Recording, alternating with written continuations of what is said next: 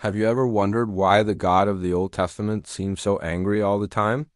A big part of the answer lies with another god, a powerful rival deity whose name echoed throughout the ancient Near East, Baal.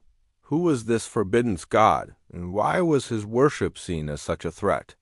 Today, we're journeying back in time to uncover the story of Baal, the god of storms and fertility, and the epic divine rivalry that shaped the foundations of monotheism. Before we dive in, remember to hit that subscribe button and ring the bell so you don't miss our explorations into ancient history and mythology. So, who exactly was Baal? The name itself simply means Lord or Master in ancient Semitic languages. It wasn't so much a personal name as it was a title, often applied to various local deities across the Levant, the region we now know as Syria, Lebanon, Jordan, and Israel. But when the Bible and other ancient texts talk about Baal, they're usually referring to one specific, incredibly influential figure, Baal-Hadad. Baal-Hadad was the god of the storm. Picture this. In a dry, arid land where life and death depended on the yearly rains, the one who controlled the thunder, lightning, and life-giving showers was king. He was depicted as a powerful warrior, brandishing a club or a spear of lightning in one hand, a symbol of his command over the weather. He was the one who made the earth fertile, the crops grow, and the livestock multiply. For the average Canaanite farmer, Baal was everything.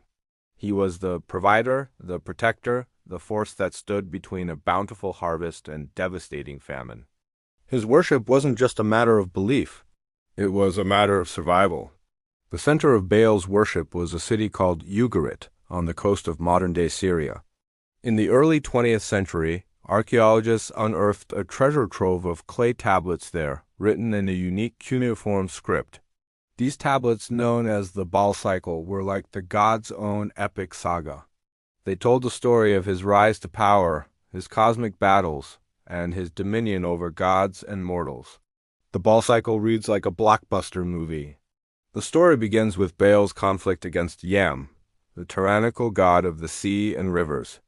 Yam wants to rule over all the other gods and demands that they surrender Baal to him as a slave.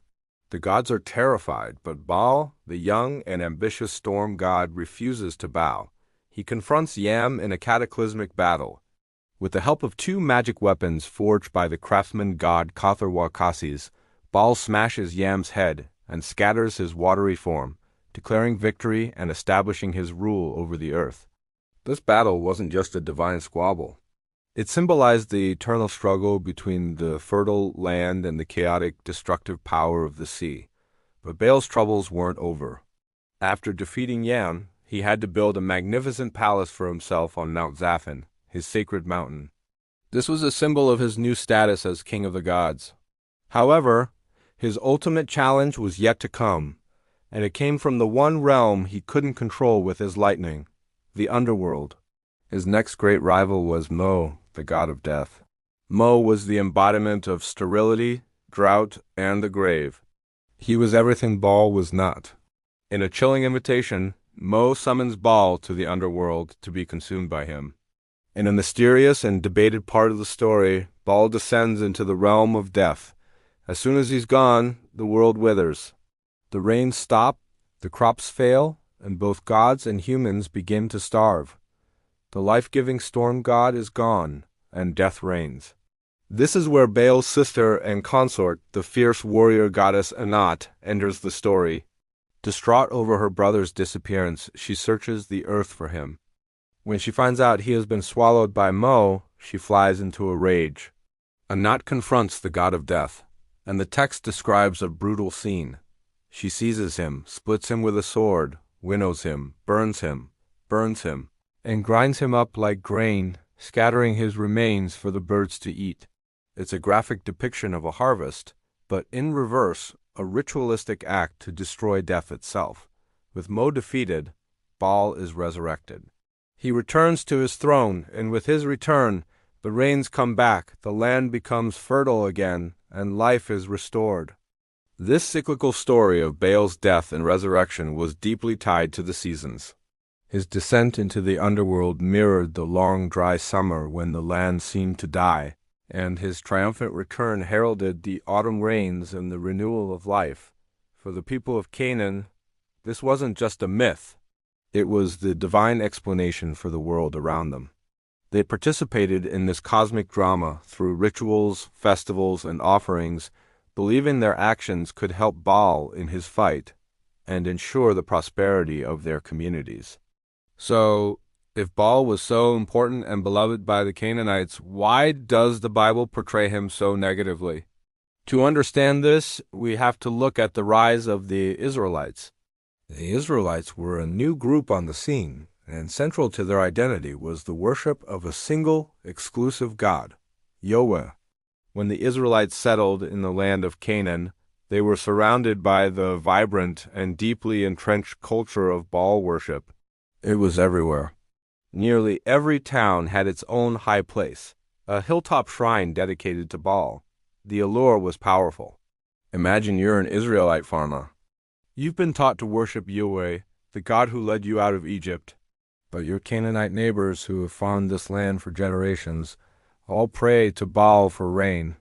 When a drought hits and your crops are dying, it would be incredibly tempting to hedge your bets and maybe leave a small offering at the local Baal shrine, just in case. This is the central conflict we see playing out over and over in the Old Testament. The prophets of Yahweh saw the worship of Baal not just as harmless folk religion, but as a profound betrayal. It was spiritual adultery. The first commandment is clear. You shall have no other gods before me. Worshipping Baal was a direct violation of the covenant between Yahweh and his people.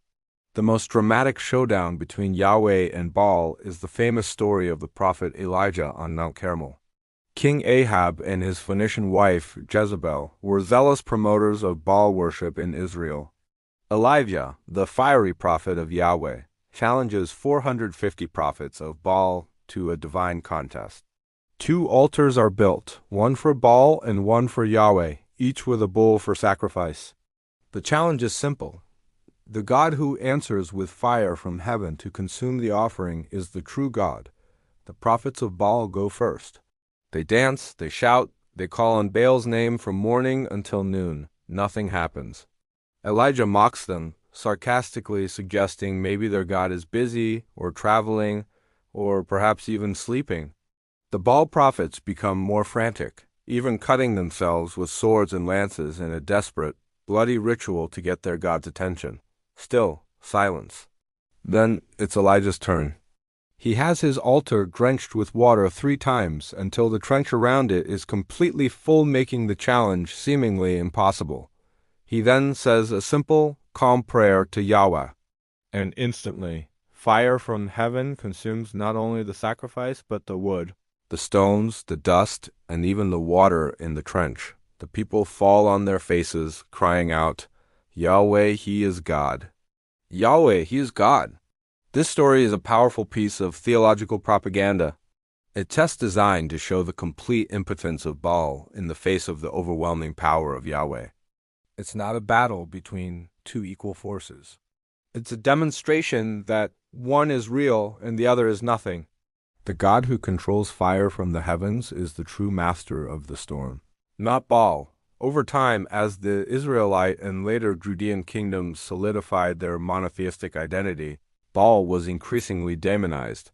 His name became synonymous with idolatry and sin. In the New Testament era, the name evolved further. Baal-zebul, meaning Baal the Prince, was mockingly corrupted by his enemies to Baal-zebub, meaning Lord of the Flies. This is the origin of the name Beelzebub, who in Christian tradition becomes a major demon, second only to Satan himself. The once mighty god of storms and fertility, the provider and king, was demoted to a prince of hell. The story of Baal is a fascinating look at how religions and cultures clash, adapt, and transform. He wasn't just a random idol. He was a powerful and complex deity at the heart of a thriving civilization. His battle with Yahweh wasn't just a theological debate. It was a struggle for the very soul of a people, a divine rivalry whose outcome shaped the religious landscape of the entire Western world. The echoes of Baal's thunder can still be heard, not in the storms, but in the pages of the very text that condemned him. What do you think? Was the demonization of Baal a necessary step in the development of monotheism, or was it the erasure of a rich and complex culture? Let me know your thoughts in the comments below. Thanks so much for watching. If you enjoyed this journey into the ancient world, please give this video a thumbs up and consider subscribing for more deep dives into history and mythology. We'll see you in the next one.